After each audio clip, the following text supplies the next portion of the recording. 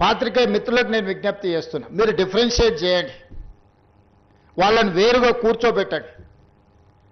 వాళ్ళు మేము ఒక్కటి కాదని ఒక భావాన్ని ప్రజలకు కల్పించాల్సిన అవసరం ఉంది. ఈరోజు media, social media, digital media ఎవడు పడితే వాడికి మొత్తం పెన్ను పేపర్ ఇస్తే వాళ్ళు మొత్తం రాయలేడు, ఏబిసిడీలు మొత్తం రాయలేడు. వాడు కూడా నేను జర్నలిస్ట్ అంటాడు.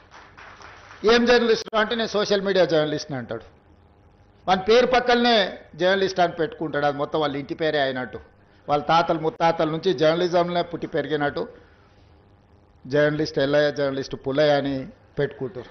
వాడు ఎప్పుడైనా జర్నలిజం స్కూల్లోనే చదివిండా, లేకపోతే ఓనమాలు మొత్తమాన్ని వస్తాయంటే ఆ రెండు రావు. జర్నలిజం అక్షరం ముక్క కూడా. ఒకప్పుడు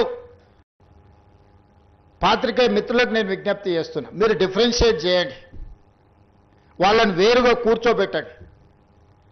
వాళ్ళు మేము ఒక్కటి కాదని ఒక భావాన్ని ప్రజలకు కల్పించాల్సిన అవసరం ఉంది.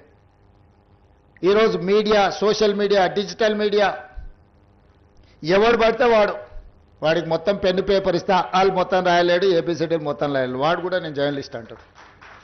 ఏం జర్నలిస్ట్ అంటే నేను సోషల్ మీడియా జర్నలిస్ట్ అంటాడు. వాని పేరు పక్కనే జర్నలిస్ట్ అని పెట్టుకుంటాడు. అది మొత్తం వాళ్ళ ఇంటి పేరే అయినట్టు, వాళ్ళ తాతలు ముత్తాతల నుంచి జర్నలిజంలో పుట్టి పెరిగినట్టు జర్నలిస్ట్ ఎల్లయ్య, జర్నలిస్ట్ పుల్లయ్య అని పెట్టుకుంటారు.